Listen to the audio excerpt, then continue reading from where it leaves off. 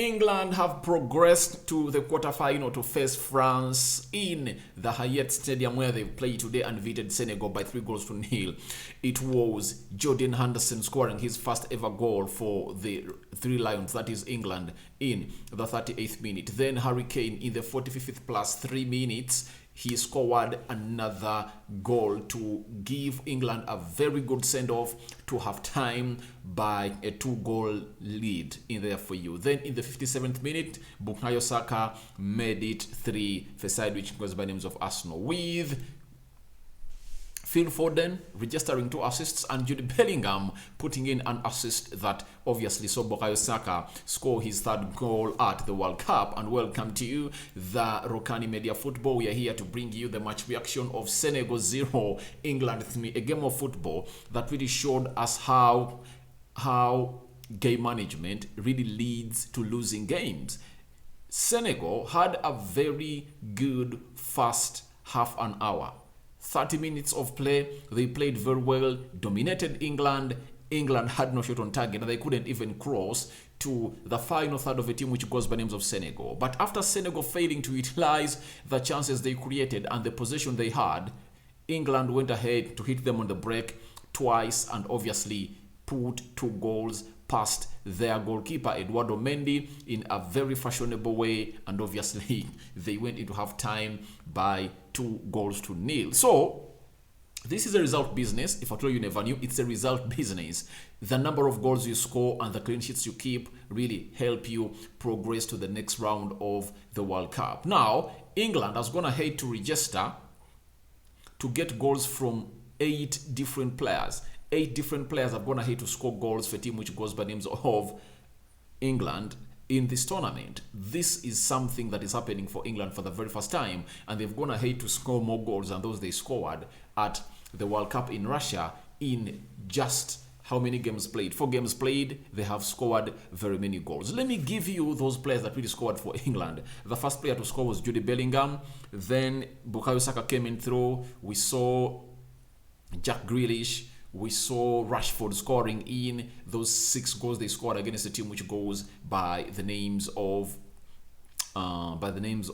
Iran. Then those are how many players? Those are 4. They went in the game of USA, they never scored, and in the game of a team which goes by the names of Wales, we saw another player who had never scored, that is Phil Foden, score. And after we've gone into this game of football and we've seen Harry Kane come onto the score sheet, and obviously the other player to come on the score sheet is Harry Kane, who has scored his first World Cup goal in this tournament. Remember, in the last World Cup, Harry Kane scored 6 goals. He was among the top scorers of the World Cup and really put in very good performances. And it's always very, very worrying if at all you don't see Harry Kane scoring in goals for a team which goes by names of England. But this is the first chance that Senegal really got after Ismail Sarr went in and passed this player in. But this save was pulled out very well by a player who goes by the names of Jermaine Pickford, and he put them into a very comfortable position of not conceding goals. Remember, I've always told you that what wins the game of football?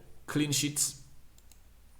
Goals win games of football, but clean sheets win trophies. And obviously, when you look at the clean sheets that England is keeping, it shows you that they are really very good at their defense. Now, then the other chance came in through, and obviously Ismail Sarr was really denied a chance by Jordan Pickford, and obviously there was a penalty check that the ball first struck the hand of Stones before it really went into the vicinity of Ismail Sarr. But obviously on the check, the ball first hit the thigh of John Stones and then struck the hand to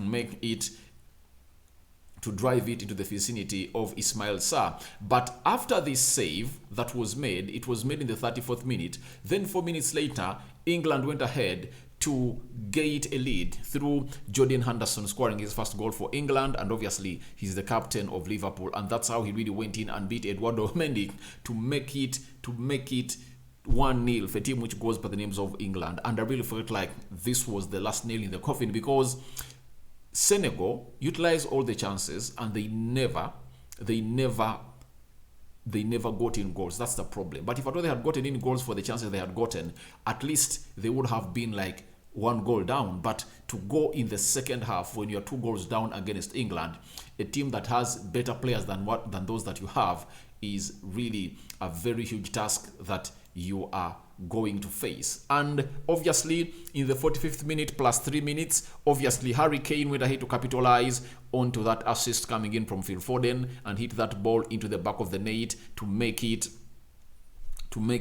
how many? To make it 2-0 for a team which goes by the names of England. And that's how Harry Kane went in for that shot into the back of the net, and Eduardo Mendy couldn't really stop the England captain from scoring his first goal and the 7th in the World Cup. And he has a record that he has scored 7 goals with just 7 shots on target at the World Cup, the most of any player with 100% of shot conversion rate with shots on target since at least 1966 infallible. That is Harry Kane. He has gone ahead to score 7 shots on target. All the shots he has had on target at the World Cup have really went into the back of the net. It shows you how this guy is pivotal into the England chase of the World Cup to see it that they really win it into a very good and fair way. Then the other one is Bukayo Saka. Phil Foden danced his way through down the left before sliding the ball across the Senegal area to find Saka, who dinks a finish past the helpless Mendy to surely put this game away and to bed. That is Bukayo Saka scoring his 3rd goal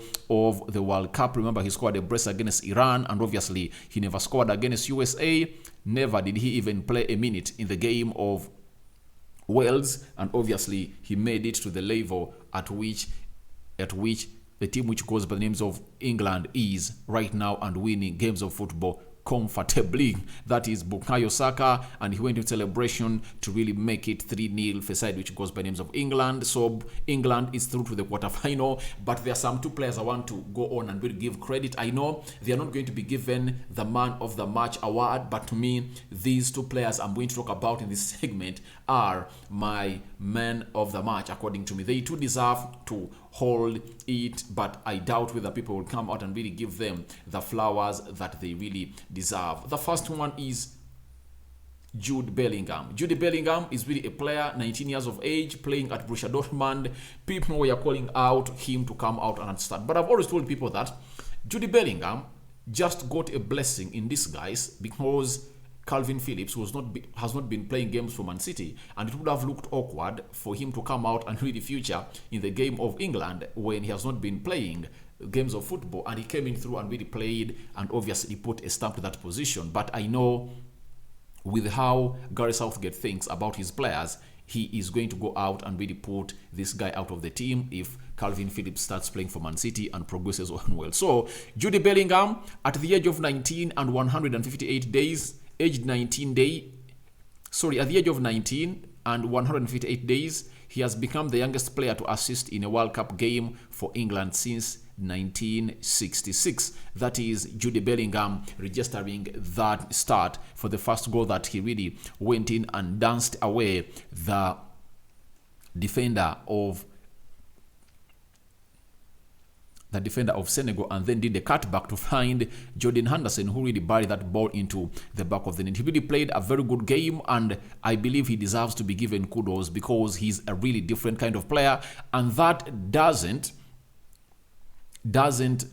surprise you of him being one of the most teenagers that is being wanted by huge teams like Manchester United, Real Madrid, Man City, Liverpool, and very many others all over the world. The PSGs of this world, they want the signature of this player because he has gone ahead to prove his worth the World Cup. I believe 130 million pounds are really going to be coughed to sign this English guy because he is really different, and I believe teams are going to fight for him in the summer, and obviously Borussia Dortmund are willing to sell him. The other player talking about is Phil Foden, a player that never got a chance to play in the first 2 games of the World Cup, but because of the bad performance against USA, the media went hard at Southgate and obviously started him. He scored a goal, put in an assist, and obviously has gone ahead to put into assists today. That is Phil Foden, and today he is 22 years and 190 days. He's the second youngest player to provide 2 assists in the same World Cup knockout game since 1966 after Ronaldo Nazario against Denmark in 1998 because he was just 21 years and 284 days. This is Phil Foden, one of the players that I really admire a lot, and I believe he's going to go out and really make huge turnarounds for a team which goes by names of England. But after that, allow me dive through into what we call the match stats. For England, being a very clinical and crucial side today, they really killed off the game in a very fashionable way with just 4 shots on target, and they've registered 3 goals out of those. That is really a very good return. England had 8 shots, Senegal had 10. 4 shots on target by England and 1 by Senegal. That means Senegal lacked concentration in the final third. And the team that really had a better concentration in the final third, that is England, registered 3 goals out of the 4 shots they had on target. And Senegal, it's really worse that on the 10 shots they had, only 1 was on target. That is really very worrying. But that gets you to a point where reality bites in of Sadio Mane being out. I believe them missing Sadio Mane in this game of football. Doucouré was out with injury. Idrissa Gueye, you know him, plays for Everton. He was at PSG. He was out of this game because he accumulated 2 yellow cards. So they had close to 3 influential players were out of this team.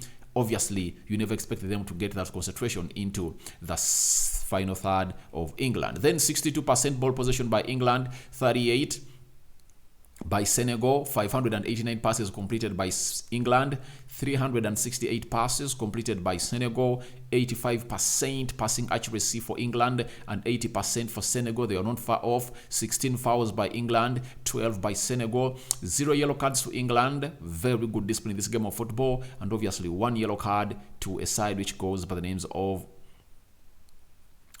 Senegal. 0 red cards to both sides, 0 offsides to both sides, and 3 corners to both sides. The game happened at the El Bayat Stadium, and obviously England have emerged triumphant from this game of football, and obviously they are through to the round of 8, that is the quarterfinal, to face a team which goes by names of France. And obviously it's really going to be a very highly contested game in the quarterfinals, and we can't wait to see who is really going in through. But from the quarterfinals, I'm going to be bringing you what we call the match previews, because the games are really going to pause for like 2 days. Then I'll come in through giving you those. My man of the match is Jude Bellingham.